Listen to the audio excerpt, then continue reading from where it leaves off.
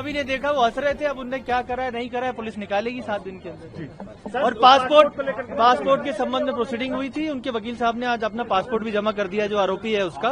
और बाकी 3 एप्लीकेशन हैं जो पेंडिंग है, जो प्रिजर्वेशन के संबंध में हमने लगाई थी जो नंबर के लिए, उसके लिए अभी 29 तारीख लगी है।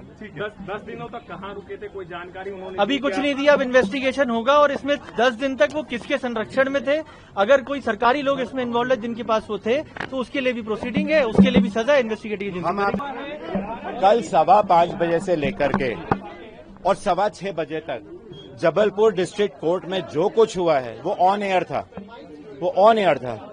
उस वक्त मेरा मोबाइल भी चालू था, किसी चैनल से कनेक्टेड था।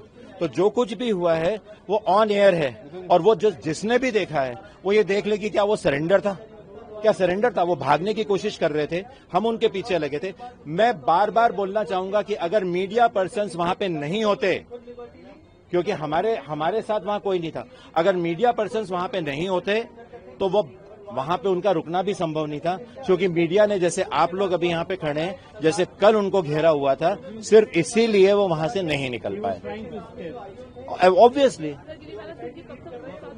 जी हाँ, मुझे पूछताछ करना इन्वेस्टिगेशन का काम है, उस बारे में मैं आपको कुछ भी नहीं बता सकता। उनकी बेल ऑर्डर, जो एंटीसिपेटरी बेल ऑर्डर को हमने भी त्विषा की फैमिली की तरफ से, और जो स्टेट ने भी उसको चैलेंज किया हाईकोर्ट में, वो हियरिंग मंडे को 2:30 बजे है। 7 दिन की पुलिस कस्टडी है, 7 दिन की पुलिस कस्टडी है और पासपोर्ट जब्त हुआ है जी। पुलिस रिमांड मिली। अब ये एक्चुअली तो देखिए बहुत लेट हो गया है, 10 दिन आप रहे हैं। और इस केस में दुर्भाग्य से ये हुआ है कि गिरिबाला सिंह को अग्रिम जमानत मिलने के समय ऐसी कंडीशन नहीं लगाई गई कि वो उस घर में नहीं रह सकती। तो वो शुरू से उस घर को एंजॉय कर रही हैं। अब वहां पे उनके खिलाफ, समर्थ के खिलाफ जो भी एविडेंस है, साक्ष्य हो सकते हैं, उन्हें नष्ट करने की उन्हें पूरी अपॉर्चुनिटी थी।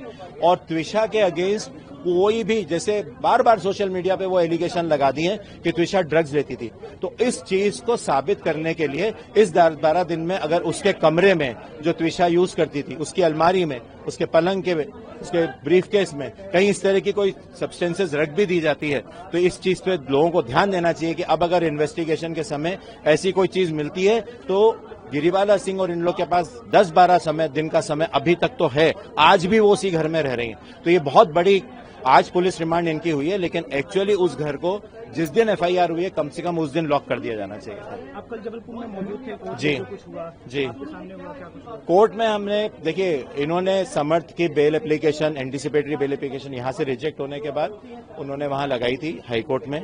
हमने उस पर ऑब्जेक्शन किया था और फिर हमें पता चला कि स्टेट गवर्नमेंट ने भी उस पर ऑब्जेक्शन किया और हमने गिरिबाला की एंटीसिपेटरी बेल को चैलेंज किया। हमें पता चला कि स्टेट ने भी चैलेंज किया और यहां से चूंकि हमें सेकेंड पोस्टमार्टम का नहीं मिला था तो हमने उसको चैलेंज किया था।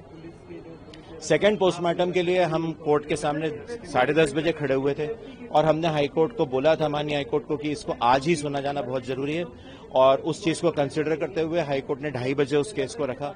2:30 बजे तीनों चीजों पे सुनवाई होनी थी, समर्थ की बेल पे, गिरिबाला की बेल ऑर्डर जो चैलेंज हुए उन पे, और सेकेंड पोस्टमार्टम में। 2:30 बजे जब कोर्ट असेंबल हुई है ऑनरेबल जस्टिस अवनींद्र सिंह जी की, तो उन्होंने आते ही साथ बोल दिया था कि इन चारों मैटर्स में मैं सबसे पहले पोस्टमार्टम के लिए सुनूंगा, क्योंकि काफी समय पहले ही निकल चुका है। सबसे पहले पोस्टमार्टम पे बात हुई, पोस्टमार्टम का ऑर्डर हुआ और हमने भी अपनी एप्लीकेशन में लिखा था कि अगर एम्स दिल्ली या एम्स जम्मू या किसी भी समकक्ष दूसरे इंस्टीट्यूट में भेजना संभव नहीं हो तो वहां की टीम बुला ली जाए।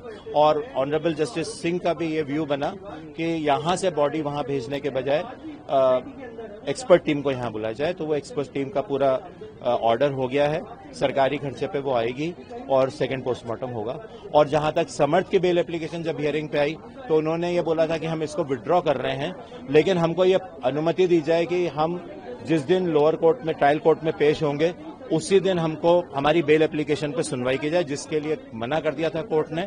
और कोर्ट ने बड़े स्पष्ट उसमें लिखा है कि या तो आप ट्रायल कोर्ट में अपने आप को सरेंडर करें या फिर आईओ के सामने सरेंडर करें। तो उनका वैसे भी जबलपुर की डिस्ट्रिक्ट कोर्ट में जाकर के सरेंडर करने का कोई अधिकार बनता नहीं था, उनको भोपाल कोर्ट में आके ही सरेंडर करना चाहिए। वो शायद इसलिए वहां गए होंगे कि जबलपुर कोर्ट में सरेंडर कर देंगे तो कोर्ट की कस्टडी के थ्रू उनको यहाँ लाया जाएगा या उसमें शायद कुछ समय लग जाए।